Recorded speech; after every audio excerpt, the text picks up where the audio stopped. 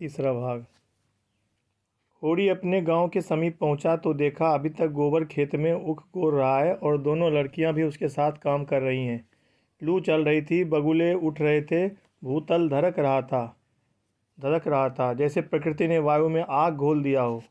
यह सब अभी तक खेत में क्यों है? क्या काम के पीछे सब जान देने पर तुले हुए हैं? वह खेत की ओर चला और दूर ही से चिल्लाकर बोला, आता क्यों नहीं गोबर? क्या काम ही करता रहेगा? दोपहर ढल गई, कुछ सूझता है कि नहीं? उसे देखते ही तीनों ने कुदालें उठा ली और उसके साथ हो लिए। गोबर सांवला, लंबा, एक हरा युवक था जिसे इस काम में रुचि न मालूम होती थी। प्रसन्नता की जगह मुख पर असंतोष और विद्रोह था। वह इसलिए काम में लगा हुआ था कि वह दिखाना चाहता था उसे खाने पीने की कोई फिक्र नहीं है। बड़ी लड़की सोना लज्जाशील कुमारी थी, सांवली, सुडौल, प्रसन्न और चपल। गाढ़े की लाल साड़ी जिसे वह घुटनों से मोड़कर कमरे में बांधे हुए थी, उसके हल्के शरीर पर कुछ लदी हुई सी थी और उसे प्रौढ़ता की गरिमा दे रही थी। छोटी रूपा 5-6 साल की छोकरी थी, मैली, सिर पर बालों का एक घोंसला सा बना हुआ, एक लंगोटी कमर में बांधे, बहुत ही ढीठ और रोनी। रूपा ने होरी की टांगों में लिपट कर कहा, काका देखो, मैंने एक ढेला भी नहीं छोड़ा। बहन कहती है, जा पेड़ तले बैठ। ढेले ना तोड़े जाएंगे काका तो मिट्टी कैसे बराबर होगी? होरी ने उसे गोद में उठाकर प्यार करते हुए कहा, तूने बहुत अच्छा किया बेटी, चल घर चलें। कुछ देर अपने विद्रोह को दबाए रहने के बाद गोबर बोला, यह तुम रोज़ रोज़ मालिकों की खुशामद करने क्यों जाते हो? बाकी ना चुके तो प्यादा आकर गालियाँ सुनाता है, बेगार देनी पड़ती है। नज़र नजारा सब तो हमसे भरा जाता है, फिर किसी की क्यों सलामी करो? इस समय यही भाव होरी के मन में भी आ रहे थे, लेकिन लड़के के इस विद्रोह भाव को दबाना जरूरी था। बोला, सलामी करने न जाए तो रहे कहाँ? भगवान ने जब गुलाम बना दिया है तो अपना क्या बस है? या इसी सलामी की बरकत है कि द्वार पर मड़ैया डाल ली और किसी ने कुछ नहीं कहा। घूरे ने द्वार पर खूंटा गाड़ा था जिस पर कारिंदों ने 2 रुपया डांड ले लिया था। तलैया से कितनी मिट्टी हमने खोदी। कारिंदा ने कुछ नहीं कहा। दूसरा खोदे तो नज़र देनी पड़े। अपने मतलब के लिए सलामी करने जाता हूँ। पाँव में सनीचर नहीं है और न सलामी करने में कोई बड़ा सुख मिलता है। घंटों खड़े रहो तब जाके मालिक को खबर होती है। कभी बाहर निकलते हैं, कभी कहला देते हैं कि फुर्सत नहीं है। गोबर ने कटाक्ष किया, बड़े आदमियों की हाँ में हाँ मिलाने में कुछ न कुछ आनंद तो मिलता ही है। नहीं लोग मेंबरी के लिए क्यों खड़े हों? जब सिर पर पड़ेगी तब मालूम होगा बेटा। अभी जो चाहो कह लो। पहले मैं भी यही सब बातें सोचा करता था, पर अब मालूम हुआ कि हमारी गर्दन दूसरों के पैरों के नीचे दबी हुई है, अकड़ कर निवाह नहीं हो सकता। पिता पर अपना क्रोध उतारकर गोबर कुछ शांत हो गया और चुपचाप चलने लगा। सोना ने देखा रूपा बाप की गोदी में चढ़ी बैठी है तो ईर्ष्या हुई। उसे डांट कर बोली, अब गोद से उतरकर पाँव पाँव क्यों नहीं चलती? क्या पाँव टूट गए हैं?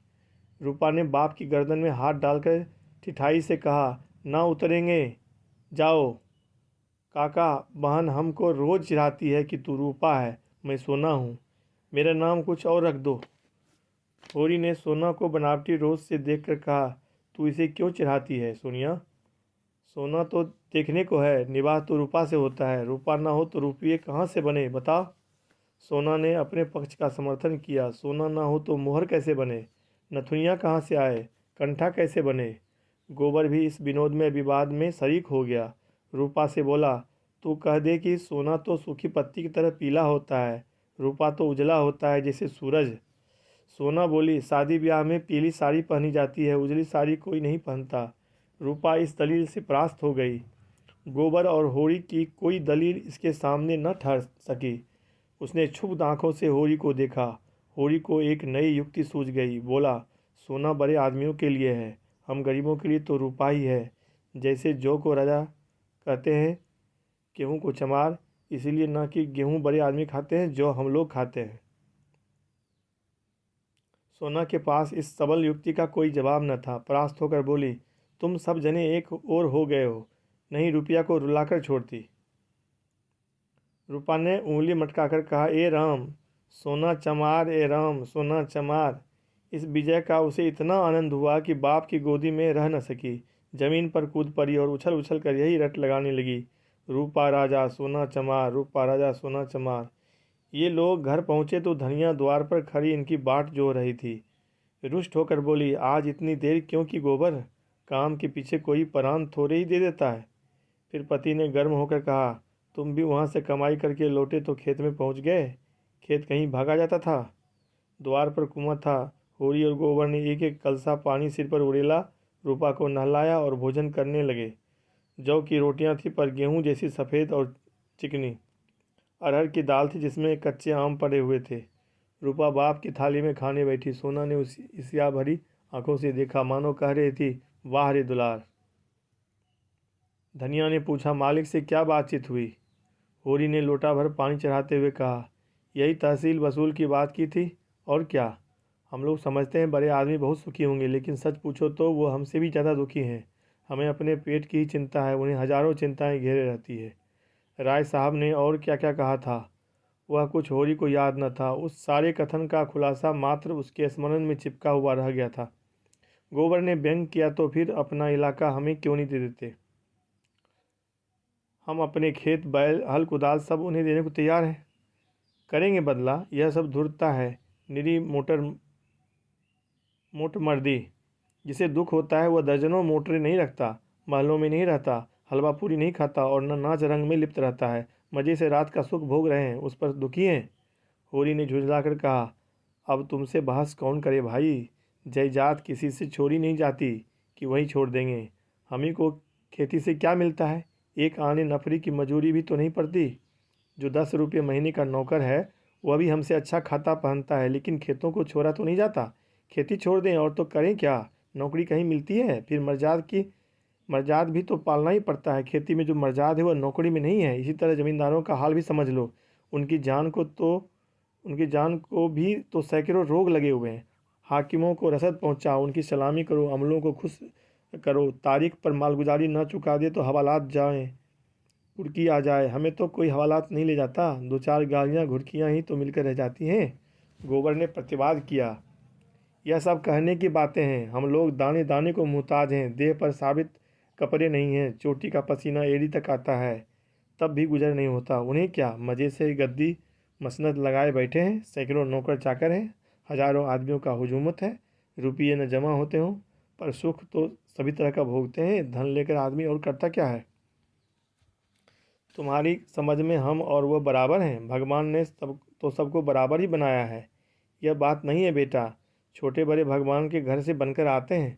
संपत्ति बड़ी तपस्या से मिलती है। उन्होंने पूर्व जन्म में जैसे कर्म किए उसका आनंद भोग रहे हैं। हमने कुछ नहीं सचा, सो भोगें क्या? यह सब मन को समझाने की बातें हैं। भगवान सबको बराबर बनाते हैं। यहाँ जिसके हाथ में लाठी है वह गरीबों को कुचलकर बड़ा आदमी बन जाता है। यह तुम्हारा भ्रम है। मालिक आज भी 4 घंटे रोज भगवान का भजन करते हैं। किसके बल पर? यह भजन भाव और दान धर्म होता है अपने बल पर नहीं, किसानों के बल पर और मजदूरों के बल पर। यह पाप का धन पचे कैसे? इसीलिए दान धर्म करना पड़ता है। भगवान का भजन भी इसीलिए होता है। भूखे नंगे रहकर भगवान का भजन करें तो हम भी देखें। हमें कोई दोनों जून खाने को दे तो हम 8 पहर भगवान का जाप ही करते रहें। एक दिन खेत में ऊख गोरना पड़े तो सारी शक्ति भूल जाएं। होरी ने हार कर कहा, अब तुम्हारे मुंह कौन लगे भाई, तुम तो भगवान की लीला में भी टांग अड़ाते हो। तीसरे पहर गोबर कुदाल लेकर चला तो होरी ने कहा, जरा ठहर जाओ बेटा, हम भी चलते हैं। तब तक थोड़ा सा भूसा निकाल कर रख दो, मैंने भोला को देने को कहा, बेचारा आजकल बहुत तंग है। गोबर ने अवज्ञा भरी आंखों से देखकर कहा, हमारे पास बेचने को भूसा नहीं है। बेचता नहीं हूँ भाई, यूं ही दे रहा हूँ। वह संकट में है, उसकी मदद तो करनी ही पड़ेगी। हमें तो उन्होंने कभी एक गाय नहीं दे दी। दे तो रहा था पर हमने ली ही नहीं। धनिया मटक कर बोली, गाय नहीं वह दे रहा था, इन्हें गाय दे देगा? आँख में अंजन लगाने को कभी चिल्लू भर दूध तो भेजा नहीं, गाय देगा? होरी ने कसम खाई, नहीं जवानी कसम, अपनी पछाई गाय दे रहे थे।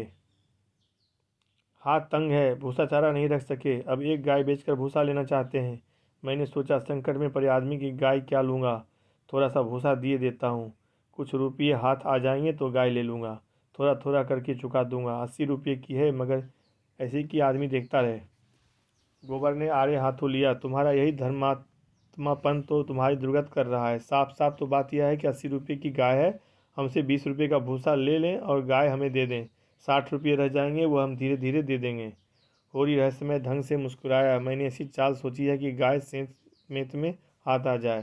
कहीं भोला की सगाई ठीक करनी है, बस 2-4 मन भूसा तो खाली अपना रंग जमाने को देता हूँ। गोबर ने तिरस्कार किया। तो तुम अब सबकी सगाई ठीक करते फिरोगे?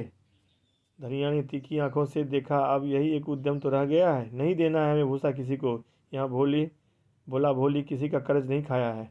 होरी ने अपनी सफाई दी। अगर मेरे जतन से किसी का घर बस जाए तो इसमें कौन सी बुराई है। गोबर ने चिलम उठाई और आग लेने चला गया। उसे यह झमेला बिल्कुल नहीं भाता था।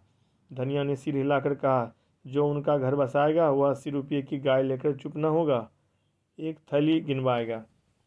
होरी ने पुचारा दिया, यह मैं जानता हूँ, लेकिन उसकी भलमनसी को भी तो देखो। मुझसे जब मिलता है तेरा बखान ही करता है। ऐसी लक्ष्मी है, ऐसी सलीकेदार है। धनिया के मुख पर स्निग्धता झलक पड़ी। मन भाई मुड़िया हिलाए वाले भाव से बोली, मैं उनके बखान की भूखी नहीं हूँ, अपना बखान धरे रहें। होरी ने स्नेह भरी मुस्कान के साथ कहा, मैंने तो कह दिया भैया, वह नाक पर मक्खी भी नहीं बैठने देती। गालियों से बात करती है, लेकिन वह यही कहे जाए कि वह औरत नहीं लक्ष्मी है। बात यह है कि उसकी घरवाली जबान की बड़ी तेज थी। बेचारा उसके डर के मारे भागा भागा फिरता था। कहता था, जिस दिन तुम्हारी घरवाली का मुंह सवेरे देख लेता हूँ उस दिन कुछ न कुछ ज़रूर हाथ लगता है। मैंने कहा, तुम्हारे हाथ लगता होगा, यहाँ तो रोज़ देखते हैं, कभी पैसे से भेंट नहीं होती। तुम्हारे भाग ही खोटे हैं, तो मैं क्या करूँ। लगा अपनी घरवाली की बुराई करने। भिखारी को भीख तक नहीं देती थी, झाड़ू लेकर मारने दौड़ती थी। लालची ऐसी थी कि नमक तक दूसरों के घर से मांग लाती थी। मरने पर किसी की क्या बुराई करूं, मुझे देखकर जल उठती थी। भोला बड़ा गमखोर था कि उसके साथ निबाह कर लिया। दूसरा होता तो जहर खा के मर जाता। मुझसे 10 साल बड़े होंगे भोला, पर राम राम पहले ही करते हैं। तो क्या कहते थे, जिस दिन तुम्हारी घरवाली का मुंह देख लेता हूँ तो क्या होता है, उस दिन भगवान कहीं न कहीं से कुछ भेज देते हैं। बहुएं भी तो वैसी ही चटोरी नाई हैं। अब की सबों ने 2 रुपये खरबूजे उधार खा डाले। उधार मिल जाए फिर उन्हें चिंता नहीं होती कि देना पड़ेगा या नहीं। अरे भोला, रोते काहे को हैं। गोबर आकर बोला, भोला दादा आ पहुँचे।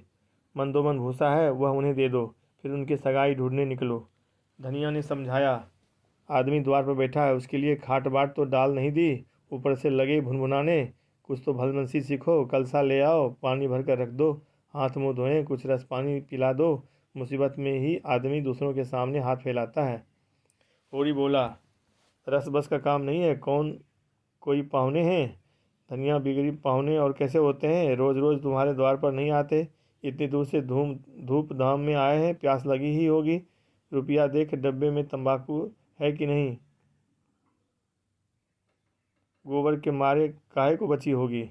दौड़कर 1 पैसे का तंबाकू सवाइन की दुकान से ले लो।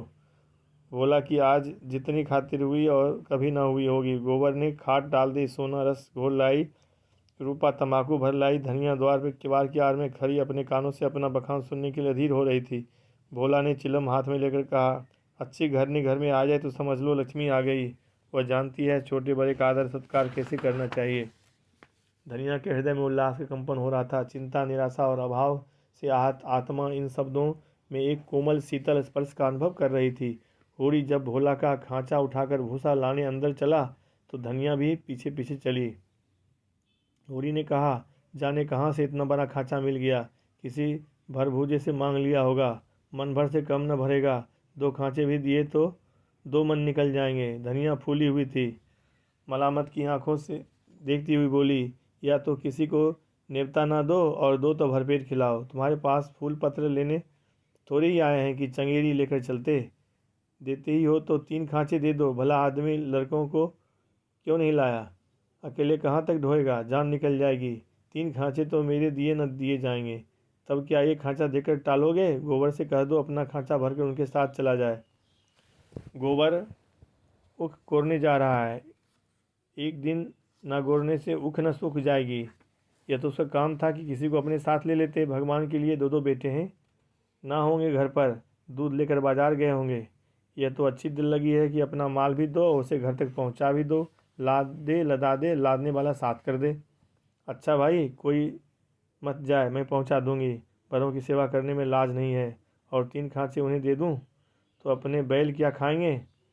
यह सब तो न्योता देने के पहले ही सोच लेना था। ना हो तुम और गोबर दोनों जने चले जाओ। मुरव्वत मुरव्वत की तरह ही की जाती है, अपना घर उठाकर नहीं दे दिया जाता। अभी जमींदार का प्यादा आ जाए तो अपने सिर पर भूसा लाद कर पहुँचाओगे तुम्हारा लड़का लड़की सब, और वहाँ शायद मंदोमन लकड़ी भी फाड़नी पड़े। जमींदार की बात और है। हाँ, वह डंडे के जोर से काम लेता है ना। उसके खेत नहीं जोतते, खेत जोतते हैं तो लगान नहीं देते।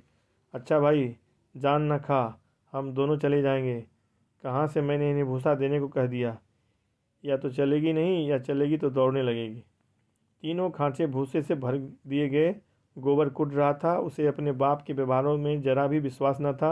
वह समझता था यह जहाँ जाते हैं वहीं कुछ न कुछ घर से खो आते हैं। धनिया प्रसन्न थी रहा होरी, वह धर्म और स्वार्थ के बीच में डूब उतरा रहा था। होरी और गोबर मिलकर एक खांचा बाहर लाए। भोला ने तुरंत अपने अंगोछे का बीरा बनाकर सिर पर रखते हुए कहा, मैं इसे रखकर अभी भागा हुआ आता हूँ, एक खांचा और लूँगा। होरी बोली, एक नहीं, अभी 2 और भरे धरे हैं और तुम्हें ना आना पड़ेगा। मैं और गोबर एक एक खांचा लेकर तुम्हारे साथ ही चलते हैं। भोला स्तंभित हो गया। होरी उसे अपना भाई बल्कि उससे भी निकट जान पड़ा। उसे अपने भीतर एक ऐसी तृप्ति का अनुभव हुआ जिसने मानो उसके संपूर्ण जीवन को हरा कर दिया। तीनों भूसा लेकर चले तो राह में बातें होने लगी। भोला ने पूछा, दशहरा आ रहा है, मालिकों के द्वार पर तो बड़ी धूमधाम होगी। हाँ, तंबू सामियाना गड़ गया है, अब की लीला में मैं भी काम करूँगा। राय साहब ने कहा है तुम्हें राजा जनक का माली बनना पड़ेगा। मालिक तुमसे बहुत खुश हैं, उनकी दया है। एक क्षण के बाद भोला ने फिर पूछा, शगुन करने के लिए रुपये का कुछ जुगाड़ कर लिया है? माली बन जाने से तो गला न छूटेगा। होरी ने मुंह का पसीना पोंछते कहा, उसी की चिंता तो मारी डालती है दादा। अनाज तो सबका सब खलिहान में ही तुल गया।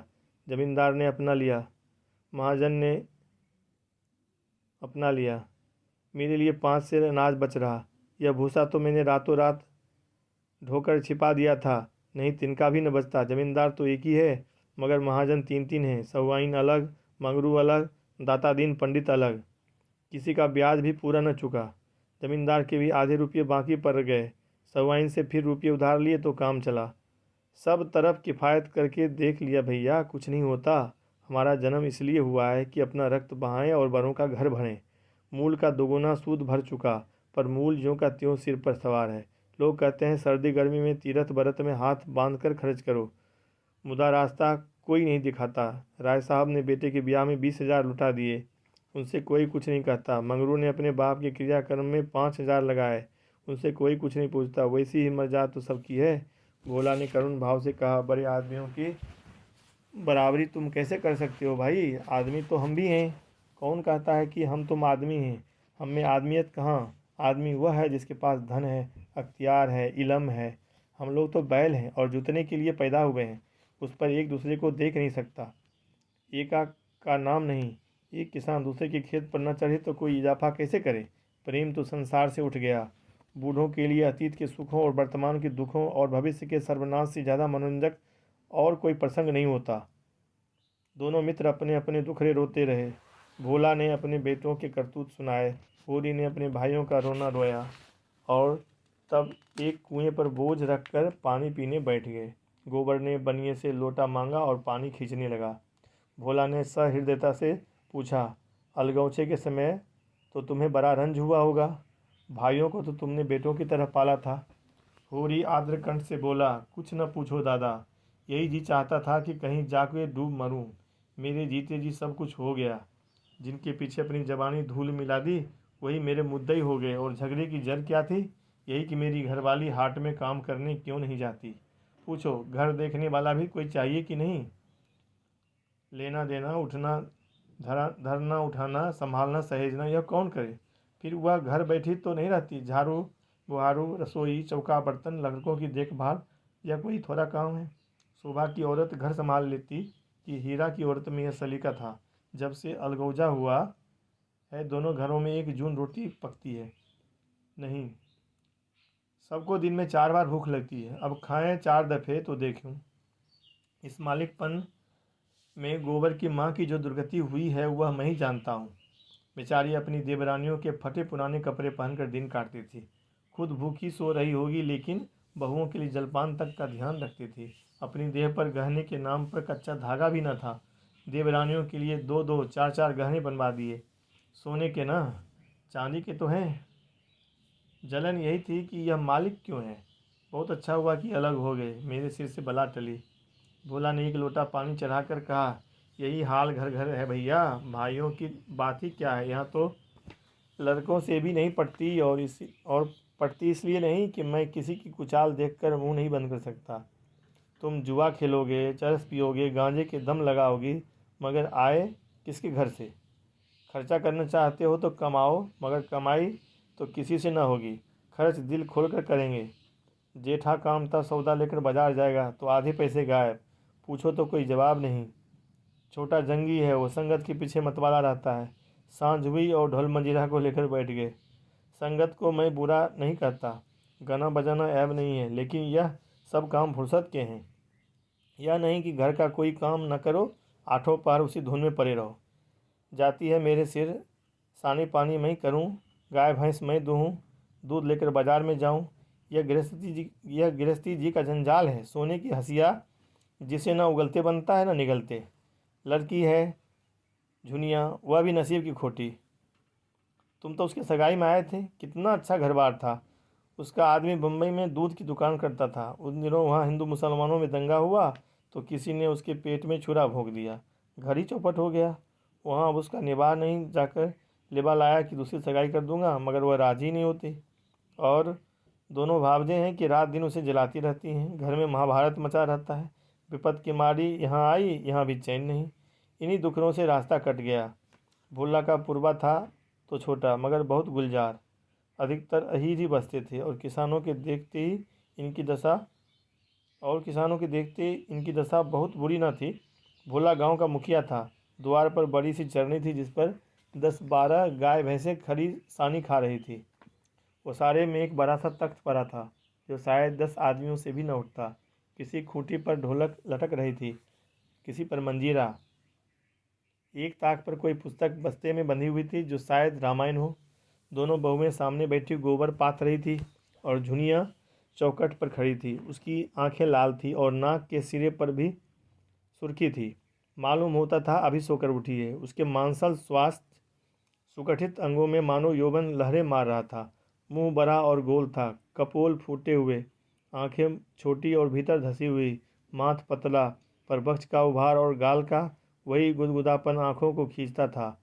उस पर छपी हुई गुलाबी साड़ी और उससे और भी शोभा प्रदान कर रही थी। भोला को देखते ही उसने लपक कर उनके सिर से खांचा उतरवाया। भोला ने गोबर और होरी के खांचे उतरवाए और झुनिया से बोले, पहले एक चिलम भर ला, फिर थोड़ा सा रस बना ले। पानी न हो तो गगरा ला, मैं खींच दूँ। होरी महतो को पहचानती है ना?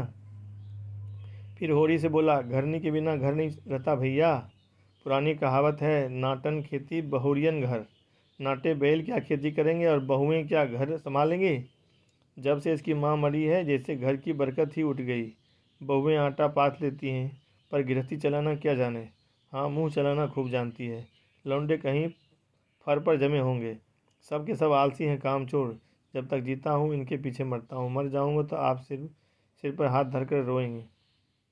लड़की भी वैसी ही है, छोटा सा, और रोना भी करेगी तो भुनभुना कर। मैं तो सह लेता हूँ, कसम थोड़ी ही सहेगा। झुनिया एक हाथ में भरी हुई चिलम, दूसरे में लोटे का रस लिए बड़ी फुर्ती से आ पहुंची। फिर रस्सी और कलसा लेकर पानी भरने चली। गोबर ने उसके हाथ से कलसा लेने के लिए हाथ बढ़ाकर झेपते हुए कहा, तुम रहने दो, मैं भरे लाता हूँ। झुनिया ने कलसा न दिया। कुएं से जगत पर जाकर मुस्कुराती हुई बोली, तुम हमारे मेहमान हो, कहोगे एक लोटा पानी भी किसी ने न दिया। मेहमान काहे से हो गया, तुम्हारा पड़ोसी ही तो हूँ। पड़ोसी साल भर में एक बार ही सूरत न दिखाए तो मेहमान ही है। रोज़ रोज़ आने से मर्जाद भी तो नहीं रहती। झुनिया हंसकर तिरछी नज़रों से देखती हुई बोली, वही मर्जाद तो दे रही हूँ। महीने में एक बार आओगे, ठंडा पानी दूंगी। 15वें दिन आओगे, चिलम पाओगे। 7वें दिन आओगे, खाली बैठने को माची दूंगी। रोज़ रोज़ आओगे, कुछ न पाओगे। दर्शन तो दोगी, दर्शन के लिए पूजा करनी पड़ेगी। यह कहते कहते जैसे उसे कोई भूली हुई बात याद आ गई। उसका मुंह उदास हो गया। वह विधवा है, उसके नारित्व के द्वार पर पहले उसका पति रक्षक बना बैठा रहता था। वह निश्चिंत थी। अब उस द्वार पर कोई रक्षक न था, इसलिए वह उस द्वार को सदैव बंद रखती थी। कभी कभी घर के सूनेपन से उकताकर वह द्वार खोलती है, पर किसी को आते देखकर भयभीत होकर दोनों पट फेर लेती है। गोबर ने कलसा भरकर निकाला। सबों ने रस पिया और एक चिलम तंबाकू और पीकर लौटे। भोला ने कहा, कल तुम आकर गाय ले जाना गोबर, इस वक्त तो सानी खा रही है। गोबर की आंखें उसी गाय पर लगी हुई थी और मन ही मन वह मुग्ध हुआ जाता था। गाय इतनी सुंदर और सुडौल है उसकी उसने कल्पना भी न की थी। होरी ने लोभ को रोककर कहा, मंगवा लूँगा, जल्दी क्या है? तुम्हें जल्दी ना हो, हमें तो जल्दी है। उसके द्वार पर देखकर तुम्हें वह बात याद रहेगी। उसकी मुझे बड़ी फिक्र है दादा, तो कल गोबर को भेज देना। दोनों ने अपने अपने खांचे सिर पर रखे और आगे बढ़े। दोनों इतने प्रसन्न थे मानो ब्याह करके लौटे हों। होरी को तो अपनी चिर संचित अभिलाषा के पूरे होने का हर्ष था और बिना पैसे के। गोबर को इससे भी बहुमूल्य वस्तु मिल गई थी। उसके मन में अभिलाषा जाग उठी थी। अवसर पाकर उसने पीछे की तरफ देखा। झुनिया द्वार पर खड़ी थी, मत आशा की भांति अधीर चंचल। होरी को रात भर नींद नहीं आई। नीम के पेड़ तले अपनी बांस की खाट पर पड़ा बार बार तारों की ओर देखता था।